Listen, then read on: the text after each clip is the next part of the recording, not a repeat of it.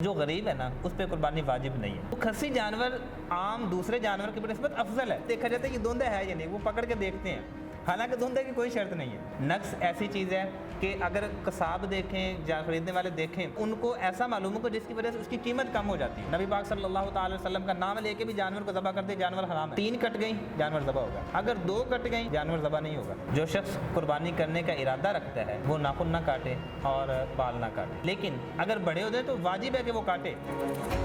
السلام علیکم ناظرین، ڈیجیٹل رنگ کے پلیٹ فارم سے شعیب حسن آپ سے مخاطب ہے۔ آپ سب جانتے ہیں کہ عید قربان قریب ہے اور ہر انسان کی خواہش ہے کہ وہ خوبصورت سے خوبصورت ترین جانور لائے اور اپنی قربانی کو مقبول بنائے، جبکہ اللہ کے ہاں نیت دیکھی جاتی ہے۔ جس انسان کی جتنی اچھی نیت ہوتی ہے اسے اتنا اجر ملتا ہے۔ ہمارے ساتھ مفتی محمد احمد سعیدی صاحب موجود ہیں، ان سے جانتے ہیں کیا قربانی واجب ہے، مستحب ہے یا فرض ہے۔ آئیے چلتے ہیں ان کے پاس۔ السلام علیکم۔ وعلیکم السلام ورحمۃ اللہ وبرکاتہ۔ قاری صاحب کیسے ہیں؟ الحمدللہ، اللہ کا شکر۔ اچھا، قربانی بڑا اہم جو مسئلہ ہے ہمارے ہاں، اور جناب ابراہیم علیہ السلام اور اسماعیل علیہ السلام کی سنت بھی ہے۔ اس کے لیے شرائط ہیں جانور خریدنے کے لیے، چاہے وہ چھوٹا جانور ہے یا بڑا جانور ہے، کیا حکم ہے ان کا اسلام میں؟ بسم اللہ الرحمن الرحیم۔ قربانی بنیادی طور پر یہ واجب ہے، اور اس کی کچھ شرائط ہیں۔ جس پر واجب ہے، واجب اس کی کچھ شرائط ہیں۔ سب سے پہلے ہم نے یہ دیکھنا ہے کہ قربانی جس پر واجب ہے وہ مسلمان ہے یا نہیں۔ پہلی شرط ہے مسلمان ہونا، کافر پر قربانی واجب نہیں۔ ٹھیک۔ دوسری شرط عاقل بالغ ہونا، نہ مجنوں پر قربانی واجب ہے اور نہ نابالغ پر قربانی واجب۔ تیسری شرط ہے مقیم ہونا، اپنے شہر سے باہر جہاں سے وہاں سے ابتدا کی جائے گی اور 92 کلومیٹر تک وہ شرعی مسافر بنتا ہے۔ اس کو ہم دیکھیں گے، اگر تو مسافر ہے تو مسافر پر قربانی واجب نہیں ہے۔ اچھا، وہ مسافر کس طرح سے آئے گا کہ مثلا اگر کوئی 1 ہفتے کے لیے آیا ہے، مہینے کے لیے آیا ہے یا سال کے لیے، یا کوئی بندہ اپنے شہر کو چھوڑ کر کسی اور شہر میں مقیم ہو جاتا ہے لیکن فیملی اس کی ادھر ہوتی ہے، تو کیا حکم ہوگا اس کے لیے؟ اس کے لیے وطن اصلی دیکھا جاتا ہے کہ وطن اصلی کون سا ہے انسان کا۔ اب جہاں پہ رہ رہا ہے، والدین رہ رہے ہیں انسان کے اور اس کے میاں بیوی رہ رہے ہیں، جہاں پہ وہ رہ رہے ہیں وہ اس کا وطن اصلی ہے، جہاں پہ اس کا گھر ہے وہ اس کا وطن اصلی ہے۔ اور اپنے وطن اصلی سے اگر 92 کلومیٹر کی مسافت کرے گا، کم از کم 15 دن یا اس سے زیادہ رہنے کی، اگر 15 دن یا اس سے کم رہنے کی نیت کرے گا تو مسافر ہے، اگر 15 دن سے زیادہ رہنے کی نیت کرے گا تو وہ مقیم ہو جائے گا، پھر اس پر قربانی واجب ہے۔ اچھا، اگر انسان 7 دن کے لیے آیا یا 8 دن کے، اس کو نہیں پتا کہ میرے کتنے دن لگیں گے اس شہر میں، پھر کیا حکم ہے؟ وہ مسافر ہے۔ اگر تو اس نے نیت کی ہے شروع سے، اگر نیت کا اعتبار ہوتا ہے نا، نبی کریم صلی اللہ تعالیٰ علیہ وسلم نے ارشاد فرمایا انما الاعمال بالنیات، اعمال کا دار و مدار نیتوں پر ہے۔ تو نیت دیکھی جاتی ہے، اس کی نیت کتنے دن رہنے کی ہے، 7 دن رہنے کی ہے، 8 دن رہنے کی ہے، 15 دن رہنے کی ہے، 20 دن رہنے کی ہے، اس کی نیت کا اعتبار ہوگا اس۔ ایسا فرد جس کے اوپر قرض ہے اس پہ قربانی واجب ہے؟ میں شرط بتا رہا تھا کہ جی تیسری شرط قربانی واجب ہونے کی ہے، وہ ہے مقیم ہونا۔ چوتھی شرط ہے صاحب نصاب ہونا۔ اور صاحب نصاب کیا ہے؟ صاحب نصاب یہ ہے جس شخص کے پاس 52.5 تولے چاندی ہو یا 7.5 تولے سونا ہو، تو یا اس کے برابر رقم ہو، اس پر قربانی واجب ہو جاتی ہے۔ اگر ہم دیکھیں کہ قربانی کسی کے پاس 1 تولے سونا ہے، 2 تولے سونا ہے، لیکن چاندی نہیں ہے اور ساتھ میں رقم موجود ہے، تو ہم اس کی رقم 52.5 تولے چاندی کی مقدار کے برابر دیکھیں گے کہ اگر تو 52.5 تولے چاندی کے برابر اس کی رقم بنتی ہے تو اس پر قربانی واجب ہو جاتی ہے۔ عام طور پر ہمارے ہاں گھروں میں کپڑے ہوتے ہیں، ضرورت سے زائد ہوتے ہیں، برتن ہوتے ہیں، ضرورت سے زائد ہوتے ہیں، بستر ہوتے ہیں، ضرورت سے زائد ہوتے ہیں، یا اس کے علاوہ ہم جس گھر میں رہ رہے ہیں وہ گھر ہوتا ہے، اس کے علاوہ ایک اور گھر ہے ویسے رکھا ہوا ہے، کرائے پر دیا ہوا ہے، تو اس کی مالیت کا حساب ہوگا۔ اگر تو اتنی بنتی ہے 52.5 تولے چاندی کی قیمت کے برابر تو وہ صاحب نصاب ہوگا۔ اسی طرح سے پلاٹ ہوتے ہیں، وہ رکھے ہوتے ہیں، حاجت اصلیہ سے زائد ہوتے ہیں۔ گھروں میں جو برتن ہیں، گھروں میں جو حاجت اصلیہ سے زائد ہیں، ایک تو ہے نا کہ ضرورت جو استعمال ہو ضرورت کی چیزیں ہیں، ہاں، ایک تو ضرورت کی چیزیں ہیں، ان سے ہٹ کے جو زائد پڑے ہوئے ہیں۔ اسی طرح سے کپڑے ہیں، 2-3 کپڑوں کا حساب وہ تو پہننے کے ہیں، لیکن ان سے ہٹ کے جو پڑے ہوئے ہیں، زائد پڑے ہوئے ہیں کہ جو استعمال نہیں ہوتے۔ اسی طرح سے بستر ہیں جو ضرورت سے ہٹ کے ہیں۔ اب ان ساری چیزوں کا ہم دیکھیں گے، کپڑے ہیں ان کی قیمت کا حساب کریں گے، برتن ہیں ان کی قیمت، اسی طرح سے پلاٹ ہے اور سونا ہے، چاندی ہے، وہ ساری چیزوں کے ایک ہم برابر پہ ان کی قیمت کا حساب کر کے اس کو جمع کر لیں۔ اس کی قیمت کتنی بنتی ہے؟ اگر تو وہ 52.5 تولے چاندی کی برابر بنتی ہے، اس میں سے ہم قرض نکال لیں گے، جو آپ نے سوال کیا قرض نکال لیں گے ہم اس میں سے، اور جو ہم نے چیزیں ضرورت کے تحت خریدنی ہے، مثال کے طور پر ہم نے مکان کا کرایہ دینا، اگر کرایہ کے مکان پر رہ رہے ہیں، گھر کا راشن لینا ہے، اور اس کے علاوہ بجلی کا بل دینا ہے، یہ ساری چیزیں ہم نے نکال لینی ہے اس میں سے۔ جب یہ ساری چیزیں نکال لیں گے، نکالنے کے بعد پھر ہم دیکھیں گے کہ ہمارے پاس اتنے پیسے بچ گئے کہ وہ 52.5 تولے چاندی کی قیمت کے برابر بنتے ہیں۔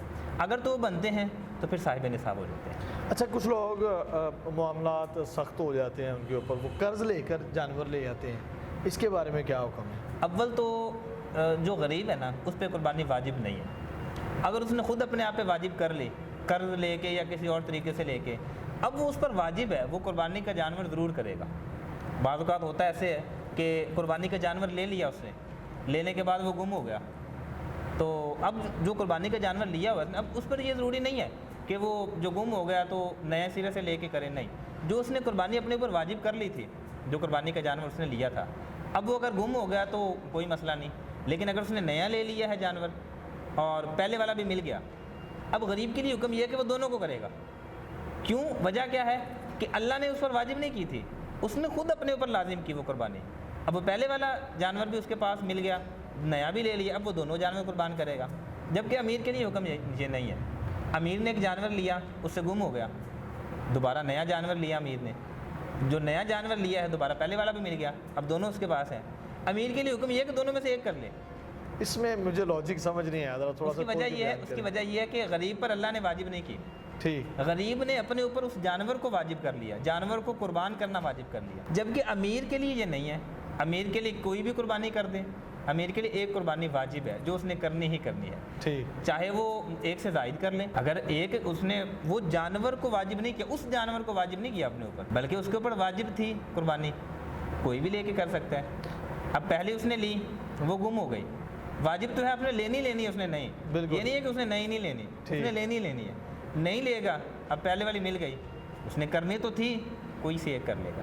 لیکن غریب اس نے خود اپنے اوپر وہ اس جانور کی قربانی واجب کر لی جو پہلے والی تھی، اب اللہ نے یہ تو نہیں فرمایا کہ دوسرا بھی لو، اس کے لیے تو چھوٹ ہے، رعایت ہے، لیکن دوسرا بھی لے کے اس نے اوپر دوسرا بھی واجب کر لیا، یعنی اس نے اس رعایت کو استعمال نہیں کیا، اب دونوں اس نے اپنے اوپر واجب کر لی، اب جو پہلے والی مل گئی ہے وہ بھی کرے گا، جو دوسری ہے وہ بھی کرے گا۔ جانوروں کے بارے میں کیا حکم ہے؟ کون کون سے جانور قربانی میں لگتے ہیں؟ احادیث طیبہ میں 3 قسم کے جانور آئے ہیں، اونٹ، بکرا اور گائے۔ اب یہ بکرے میں ساری اقسام آ جاتی ہیں، دمبا بھی، چھترا بھی۔ میں عرض کر رہا ہوں، اونٹ کوئی سی بھی نسل کا ہو، اس کو ہم ساری نسلیں اونٹ کی ایک ہی ہیں، اب ہم ہر نسل کا اونٹ جیسا بھی ہے وہ ہم کہیں گے کہ یہ قربانی کے لیے جائز ہے۔ اسی طرح سے بکرا ہے۔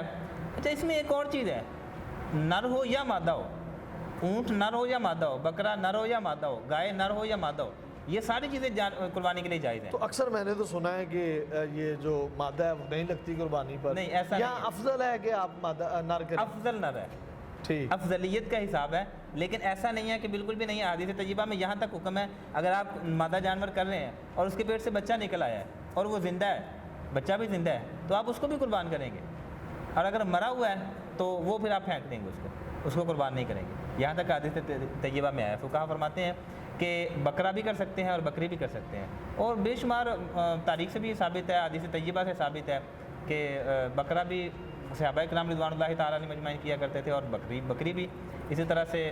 گائے ہے، گائے کی جتنی بھی نسلیں ہیں، چاہے اس میں بیل ہے، بھینس ہے، کٹا ہے، بچہ ہے، جو بھی ہے، یہ ساری نسلیں جتنی بھی گائے کی ہیں، ان سب کی قربانی جائز ہے۔ بات آ جاتی ہے عمر کی کہ کتنا جانور ہو کہ اس کی قربانی جائز ہے۔ اونٹ کی عمر کم از کم 5 سال ہو۔ ہمارے ہاں یہ دیکھا جاتا ہے کہ دوندہ ہے یا نہیں، بالکل، قربانی کا جانور لینے جائیں نا تو یہ دیکھا جاتا ہے کہ دوندہ ہے یا نہیں، وہ پکڑ کے دیکھتے ہیں، حالانکہ دوندہ کی کوئی شرط نہیں ہے۔ اچھا، شرط یہ ہے اونٹ کم از کم 5 سال کا ہو جائے تو وہ جائز ہے، دوندہ نہ بھی ہو تب بھی جائز ہے۔ بکری یا بکرا 1 سال کا ہو جائز ہے، دوندہ نہ بھی ہو آپ اس کو قربان کر سکتے ہیں۔ اسی طرح سے گائے ہے، 2 سال کی ہو، دوندہ نہ ہو، آپ اس کو کر سکتے ہیں۔ شریعت مصطفیٰ میں یہ اجازت ہے، آپ اس کو کر سکتے ہیں، وہ آپ کے لیے جائز ہے۔ بھینس ہے، کٹا ہے۔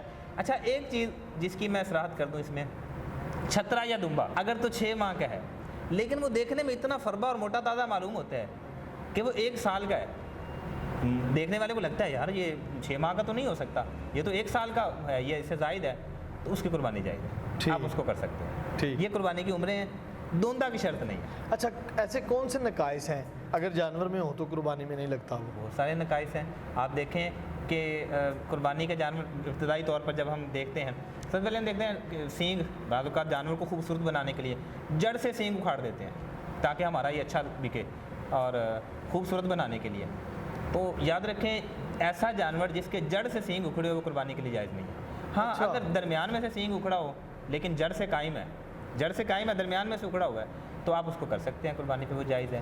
لیکن اگر جڑ سے اکھڑا ہوا ہے اس کی قربانی ناجائز ہے۔ اسی طرح سے دم ہے، اگر تو تہائی یا اس سے کم کٹی ہوئی ہے، تہائی سے کم کٹی ہوئی ہے تو وہ جائز ہے اس کی قربانی، تہائی سے زیادہ کٹی ہوئی ہے تو وہ قربانی پہ جائز نہیں ہے۔ اسی طرح سے ناک کٹی ہوئی ہے تو وہ جانور جائز نہیں ہے۔ خارج زدہ جانور، اگر تو خارج زدہ جانور ایسا ہے کہ موٹا تازہ فربہ ہے، آپ اس کو دیکھنے میں وہ ٹھیک ٹھاک معلوم ہوتا ہے، ایسا معلوم نہیں ہوتا کہ وہ اس کو خارش ہے، آپ اس کو کر سکتے ہیں۔ لیکن اگر خارج زدہ جانور لاغر ہے، کمزور ہے، پتلا ہے اور وہ ایسا نہیں ہے کہ وہ اپنے آپ کو سنبھال سکے، تو آپ اس کو قربان نہیں کر سکتے۔ اچھا اکثر ہم دیکھتے ہیں جب جانوروں کو لایا جاتا ہے تو وہ ٹرک وغیرہ سے اتارتے ہیں، چوٹ لگ جاتی ہے، اس جانور کے بارے میں کیا حکم ہے؟ اس کے لیے 2 باتیں ہیں، میں اپنے ناظرین کو بتانا چاہتا ہوں یہ کہ جو دیکھ رہے ہیں کہ اکثر اوقات ہوتا ہے ایسے ہے، اگر تو یہ تو ایک ظلم کرنا ہے نا، میں نے بہت سارے دیکھا ہے کہ ایک ڈالے کے اندر 10 12 جانوروں کو لے کے جایا جاتا ہے، یہ ظلم کرنا ہے۔ یاد رکھیں کہ جانور وہ بھی اگرچہ بے زبان ہیں لیکن ان کی حفاظت کرنا یہ ہمارے انسانوں کی ذمہ داری ہے۔ ہمیں چاہیے کہ ہم اتنا ظلم نہ کریں جانوروں پہ۔ بعض اوقات ایسا ہوتا ہے کہ وہ ان پر عیب لگ جاتا ہے تو گھر تک لانے تک، اگر تو عیب ایسا ہے کہ جو قربانی کے لیے نہیں لگتا تو اس کی قربانی نہیں ہوگی، چاہے وہ رستے میں لگ گیا ہے، چاہے وہاں پہ لگ گیا ہے، چاہے گھر آ کے لگ گیا ہے۔ ہاں اگر تو جانور کو لٹاتے وقت، ذبح کرتے وقت عیب لگ گیا ہے، اس عیب کی اجازت ہے، وہ آپ کر سکتے ہیں۔ ذبح کرتے ہوئے ٹانگ ٹوٹ گئی، ذبح کرتے ہوئے ناک کٹ گئی، ذبح کرتے ہوئے کان کٹ گیا، تو اس کی اجازت ہے، آپ اس کو کر سکتے ہیں۔ لیکن اگر عید سے پہلے اس کو کوئی ایسا نقص پایا گیا کہ جو قربانی کے لیے مانع ہے تو آپ اس کو نہیں کر سکتے۔ اچھا غازی صاحب اکثر جانور خاص طور پہ بکرے جو ہیں وہ ان کو کھسی کر دیا جاتا ہے، اس کے بارے میں کیا حکم ہے؟ یہ بھی تو ایک نقص ہے۔ ہاں یہ بہت اہم مسئلہ آپ نے کیا۔ کھسی جانور یہ نقص نہیں ہے، بلکہ بعض اوقات جانور ایسا ہوتا ہے کہ بکرا ہو یا کوئی جانور وہ اپنا پیشاب پینا شروع کر دیتا ہے، جس کی وجہ سے اس میں اسمیل پیدا ہو جاتی ہے، بدبو پیدا ہو جاتی ہے، لہٰذا اس کو کھسی کر دیا جاتا ہے۔ تو کھسی جانور عام دوسرے جانور کی بنسبت افضل ہے۔ اچھا ہاں جی، کھسی جانور کی قربانی کرنا یہ افضل ہے۔ اس کی وجہ یہ کہ وہ بدبو اس طرح کے نقائص سے پاک ہوتا ہے۔ اگر جانور اپنا پیشاب پینا شروع کر دے تو اس میں بدبو پیدا نہیں، اگر ٹیکنیکلی دیکھا جائے تو یہ کہ نقص میں نہیں آئے گا، یہ نقص میں نہیں آئے گا۔ نقص ایسی چیز ہے کہ اگر قصاب دیکھیں یا خریدنے والے دیکھیں تو ان کو ایسا معلوم ہو جس کی وجہ سے اس کی قیمت کم ہو جاتی ہو، لیکن اس سے اس کی قیمت کم نہیں ہوتی۔ حالانکہ ہم جب کھسی جانور کو کرتے ہیں تو وہ عام جانور کے نسبت موٹا تازہ فربہ ہوتا ہے۔ یہ آپ کا اس طرح کا تجربہ ہو تو آپ دیکھیے گا، عام جانور کے نسبت کھسی جانور یہ موٹا تازہ زیادہ فربہ ہوتا ہے۔ اس کو اس وجہ سے افضل قرار دیا گیا کہ یہ افضل ہے عام جانور کے بنسبت۔ اچھا غازی صاحب قربانی جب ہم کرتے ہیں تو قربانی میں نیت اور تکبیر پڑھنا یہ سنت ہیں، مستحب ہیں یا واجب ہیں؟ بہت اچھا سوال کیا آپ نے۔ عام اوقات ہوتا یہ ہے کہ بعض اوقات باتیں کر رہے ہوتے ہیں، آپ سے بات کر رہے، میرے سے بات کر رہے، بالکل جانور کو گرایا، ذبح کر دیا، لٹایا، ذبح کر دیا، اور پکڑو یہ لات ٹانگ پکڑو، ہاتھ پکڑو، یہ بدوم پکڑو، یہ ذبح کر رہے ہیں۔ یاد رکھیں ایسا جانور حرام ہو جائے گا۔ اچھا یہ جانور جب تک اللہ کا نام لے کے اس جانور پر تکبیر نہ پڑی جائے جانور حلال نہیں ہوتا۔ اللہ کا نام لے کے، اللہ کے علاوہ کسی اور کا نام لے لیا، جانور حرام ہے۔ نبی پاک صلی اللہ تعالی وسلم کا نام لے کے بھی جانور کو ذبح کر دے، جانور حرام ہے۔ یہاں پہ جانور کو ذبح کرتے وقت صرف اللہ کا نام لینا ہے، بسم اللہ اللہ اکبر، اللہ کا نام لے کے جانور کو ذبح کریں گے تب جانور حلال ہوگا۔ اور 4 رگیں ہوتی ہیں جانور کی، ایک مرئی ہوتی ہے، ایک حلقوم اور ودجان۔ مرئی کھانے پینے والی نالی، حلقوم سانس والی نالی، اور ودجان شارگ ہوتی ہے۔ اب ان میں سے 4 ہیں، چاروں کٹ گئی قربانی جانور ہو گیا، ذبح ہو گیا۔ 3 کٹ گئی جانور ذبح ہوگا۔ اگر 2 کٹ گئیں جانور ذبح نہیں ہوگا۔ ٹھیک، بڑا اہم مسئلہ ہے، جانور ذبح نہیں ہوگا۔ 2 کٹ گئی تو ذبح نہیں ہوگا، کم از کم 3 کٹنی چاہیے، شرط ہے۔ شرط ہے۔ 3 کٹ گئیں تو جانور ذبح ہوگا، حلال ہوگا، اگر 3 نہیں کٹیں گے تو حرام ہوگا جانور۔ اچھا، اکثر میں نے دیکھا ہے اپنے گھروں میں قربانی کرتے وقت جب قصاب کو چھری دی جاتی ہے تو کہا جاتا ہے یہ امی کا ہاتھ لگوایا یا امی کے نام کی یا ابا کے نام کی یا کسی کے نام کی، اس کے بارے میں کیا حکم ہے؟ نام کسی کے ساتھ منسوب کر دینا اس کا علیحدہ حکم ہے۔ مثال کے طور پر کہ یہ میرے والد صاحب فوت ہو چکے ہیں، یہ میں ان کے نام کی قربانی کر رہا ہوں، اور جانور میں ایک اپنا حصہ رکھ لیا، ایک اپنے والد صاحب کا حصہ رکھ لیا، ایک اپنے بیٹے کا حصہ رکھ لیا، یہ کسی کا حصہ بھی رکھنا یہ جائز ہے، بالکل جائز ہے، آپ رکھ سکتے ہیں۔ کسی کے نام کی منسوب کرنا ایک تو یہ مسئلہ ہے، ایک یہ ہے کہ ذبح کرتے وقت اس کا نام لینا، یہ ابا جان یا اس طرح کا نام لے کے اپنے والد کا نام لے کے ذبح کر دینا، یا جس کے نام کی منسوب ہے، نبی پاک صلی اللہ تعالی وسلم کے نام کی منسوب ہے تو حضور کا نام لے کے ذبح کر دینا یہ حرام ہے۔ ویسے کسی کی طرف منسوب کر کے کرنا یہ جائز ہے۔ کون کون سے اعضاء کھانے چاہیے اور کون کون سے نہیں کھانے چاہیے قربانی کے جانور کے؟ بہت اہم مسئلہ آپ نے کیا، اکثر یہ اس مسئلے سے ناواقف ہیں لوگ، بالکل ایسی بہت سارے لوگ ناواقف ہیں۔ سب سے پہلے آپ یاد رکھیں کہ قربانی کا ذبح کرتے وقت پاک تو ساری چیزیں ہو جاتی ہیں، پاک کرنا ہونا اور حلال ہونے میں یہ فرق ہے۔ پاک ساری چیزیں ہو گئی لیکن حلال ساری چیزیں نہیں ہوئی۔ اوجری مکروہ تحریمی، فقہا نے لکھا اوجری مکروہ تحریمی ہے۔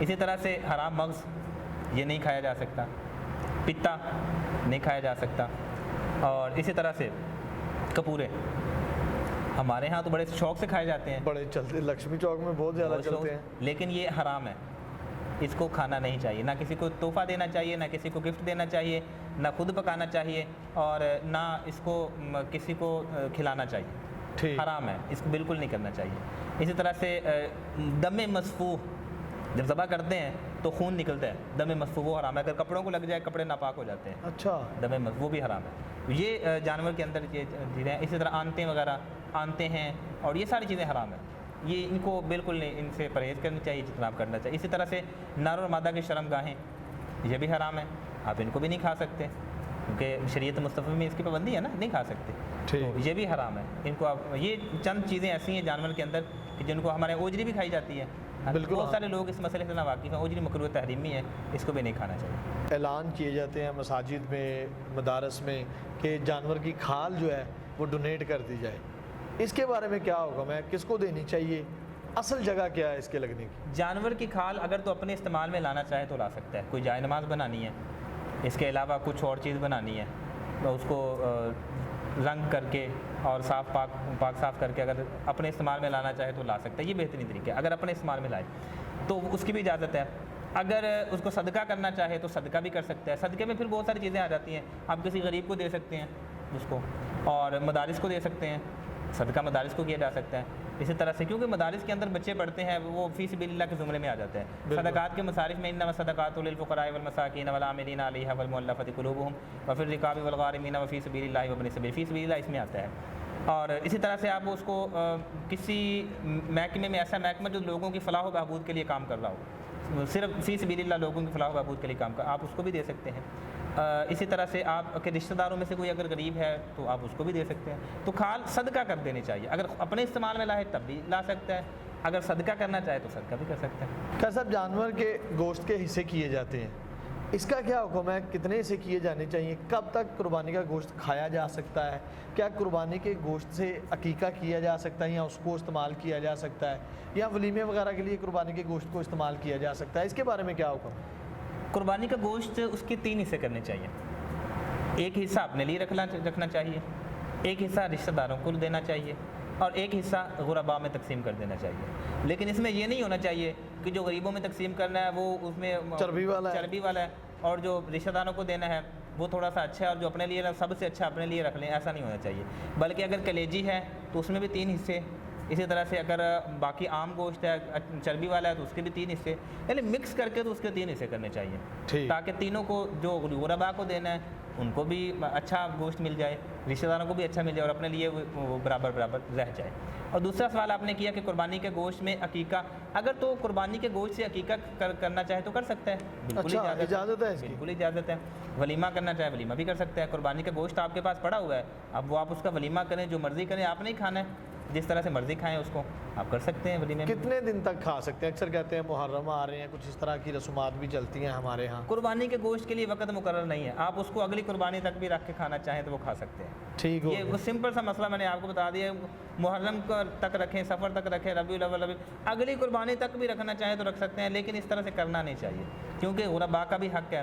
اگر آپ سے نہیں کھایا جا رہا تو آپ غربا کو دے دیں، تاکہ وہ لوگ، قربانی کا مقصد یہ بیسیکلی مقصد یہ ہے کہ جو لوگ سارا سال گوشت کھانے کو ترستے ہیں، جو امیر ہیں وہ تو گوشت کھاتے ہیں، بالکل ایسے، لیکن جو غریب ہیں وہ سارا سال ترستے ہیں، یہ ان کو بھی اپنی خوشیوں میں شامل کرنا یہ قربانی کا بہترین مقصد ہے۔ تو آپ ان کو گوشت دیں تاکہ ان کے بچے بھی گوشت کھا سکیں اس دن میں۔ آج کے دن میں اگر غریب نے قربانی کے دنوں میں گوشت نہیں کھانا تو کب کھانا ہے؟ بالکل ایسے ہی ہے۔ اچھا، بڑے جانوروں میں حصہ داری کی جاتی ہے، ساتھ اسے غالباً ہم دیکھتے ہیں اور سنتے ہیں، لکھے بھی جاتے ہیں، بڑے پوسٹر وغیرہ بھی لگتے ہیں، اس کے بارے میں کیا حکم ہے؟ کس جانور میں حصہ داری ہو سکتی ہے، اور ایسے کون سے کام ہیں جس سے حصہ داری ناقص ہو جاتی ہے، ختم ہو جاتی ہے؟ 7 حصے گائے، بھینس، بیل وغیرہ اور اونٹ اس میں ہو سکتے ہیں، بکرے میں صرف 1 حصہ۔ ٹھیک، بکرے میں آپ 7 حصہ، چاہے وہ 5 لاکھ کا بکرا ہے چاہے 10 لاکھ کا بکرا ہے، اس میں صرف 1 حصہ رکھ سکتے ہیں آپ۔ گائے چاہے وہ 70,000 کی بھی کیوں نہیں ہے، آپ اس میں 7 حصے رکھ سکتے ہیں، 5 بھی رکھ سکتے ہیں، 6 بھی رکھ سکتے ہیں، 4 بھی رکھ سکتے ہیں، 3 بھی رکھ سکتے ہیں، آپ جتنا چاہے رکھ سکتے ہیں۔ 7 سے کم رکھ سکتے ہیں، 7 سے زیادہ نہیں رکھ سکتے۔ اونٹ ہے اسی طرح سے، 7 سے کم تو رکھ سکتے ہیں آپ، 7 سے زیادہ نہیں رکھ سکتے، زیادہ کی ممانعت ہے۔ اور اگر کم 4 لوگوں نے مل کے جانور لے لیا، 2 حصے ایک شخص نے رکھ لیے، 1 حصہ ایک شخص نے رکھ لیا، 2 ایک نے رکھ لیے اور 1 دوسرے نے رکھ لیے، تو آپ رکھ سکتے ہیں، اس میں کوئی ممانعت نہیں ہے۔ اسی طرح سے 3 لوگ نے مل کے لیا، 4 حصے ایک نے رکھ لیے، 2 ایک نے رکھ لیے، 1 نے رکھ لیا، آپ رکھ سکتے ہیں۔ اور سب کی نیت تقرب اللہ کی ہونی چاہیے، اللہ کا قرب حاصل ہونے کی ہونی چاہیے۔ اگر کسی ایک کی نیت بھی ہونا گوشت کھانے کی تو سب کی طرف سے ناجائز ہو جائے گا۔ مثلا اگر 6 لوگوں کی اچھی نیت ہے اور ایک کوئی بد نیتا شامل ہو گیا تو وہ 6 کی بھی گئی، 6 کی بھی، اور ایک نے یہ کہا کہ چلو گوشت مل جائے گا مجھے، میں گوشت کھا لوں گا، سب کی گئی۔ اللہ فرماتا ہے لن ینال اللہ لحومها ولا دماؤها ولکن ینالہ التقوی منکم، اللہ کو گوشت کی ضرورت نہیں ہے۔ اللہ کو 8ویں پارے میں اللہ رب العزت فرماتا ہے اللہ کو خون کی ضرورت نہیں ہے، اللہ دیکھتا ہے تو تمہاری نیتوں کو دیکھتا ہے۔ تقوی تو دلوں میں ہے نا، نیت، اس کو اللہ رب العزت دیکھتا ہے۔ ولیکن ینالہ التقوی منکم، تقوی کو دیکھتا ہے اللہ رب العزت، لہذا ہمیں تقوی کو اختیار، نیت ہماری اچھی ہونی چاہیے۔ انما الاعمال بالنیات، اچھی نیت ہوگی، تقرب اللہ کی نیت ہوگی تو جانور جائز ہو جائے گا۔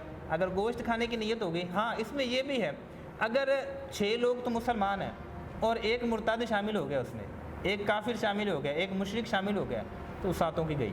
ٹھیک، وہ 7 کے 7 مسلمان ہونے چاہیے جنہوں نے حصہ ڈالا ہے، 7 مسلمان ہونے چاہیے، لہذا اس میں بھی بڑے انتہائی احتیاط ضروری ہے۔ ایک اور بڑا اہم مسئلہ ہمارے معاشرے میں پایا جاتا ہے، جیسے ہی عید الاضحیٰ کا چاند نظر آتا ہے تو ہمارے بڑوں سے بھی ہم سنتے آ رہے ہیں کہ آپ نے نیل نہیں کاٹنے، بال نہیں کٹوانے، اور کیا اکثر یہ کہتے ہیں کہ سر سے جو جوئیں وغیرہ نکلتی ہیں ان کو بھی نہیں مارنا، اس طرح کے مسائل آپ نے سنے بھی ہوں گے، اس کے بارے میں کیا حکم ہے؟ پیارے آقا صلی اللہ تعالیٰ علیہ وسلم نے ارشاد فرمایا من اراد ان یضحی منکم فلم یظفر ولم یشعر، جو شخص قربانی کرنے کا ارادہ رکھتا ہے وہ ناخن نہ کاٹے اور بال نہ کاٹے۔ لیکن اس کے تحت فقہا فرماتے ہیں کہ اگر کسی نے قربانی نہیں بھی کرنی تو وہ بھی نہ کاٹے، ناخن نہ کاٹے، بال نہ کاٹے، مستحب عمل ہے کہ اس کو ثواب ملے گا، قربانی کا ثواب مل جائے گا، یہ ایک مستحب کے زمرے میں آتا ہے۔ لیکن اگر کسی کے، یہ ایسا نہیں کسی کے بڑے بڑے ناخن ہیں اور وہ کہے نہیں یہ 10 دن ہے میں تو نہیں کاٹوں گا، بڑے بڑے بال ہیں اور بالوں میں جوئیں پڑ رہی ہیں تو وہ کہے میں تو نہیں کاٹوں گا، ٹھیک ہے۔ اسی طرح سے ممنوع بال ہیں ان کو کاٹنا ہے، اب وہ بڑے ہوتے جا رہے ہیں تو وہ کہے کہ 10 دن آ گیا میں ان دنوں میں نہیں کاٹوں گا، تو ایسا نہیں ہے، بلکہ یہ ایک مستحب عمل ہے۔ اگر کرے گا ان دنوں میں ناخن وغیرہ نہیں کاٹے گا تو ثواب ملے گا، لیکن اگر بڑے ہوتے ہیں تو واجب ہے کہ وہ کاٹے، صفائی ضروری چیز ہے، صفائی ضروری ہے، صفائی نصف ایمان ہے نا، بالکل، الطہور شطر الایمان، صفائی پہلے ہے، یہ مستحب عمل بعد میں ہے، صفائی پہلے ہے، صفائی ضروری ہے، صفائی کرے گا تو وہ اس کے لیے لازم اور ضروری ہے۔ اگر بال وغیرہ ناخن وغیرہ کاٹ لے گا تو اس میں کوئی حرج نہیں ہے، لیکن ہمارے ہاں تو یہ کہا جاتا ہے کہ نہ کاٹے، ہمارے کہا جاتا ہے واجب کے جملے میں کہا جاتا ہے کہ بالکل نہ کاٹے، تو ایسا نہیں کرنا چاہیے۔ بہت شکریہ جی۔ ناظرین و سامعین، قاری مفتی محمد احمد سعیدی صاحب ہمارے ساتھ موجود تھے، بڑے اہم مسائل پر گفتگو رہی۔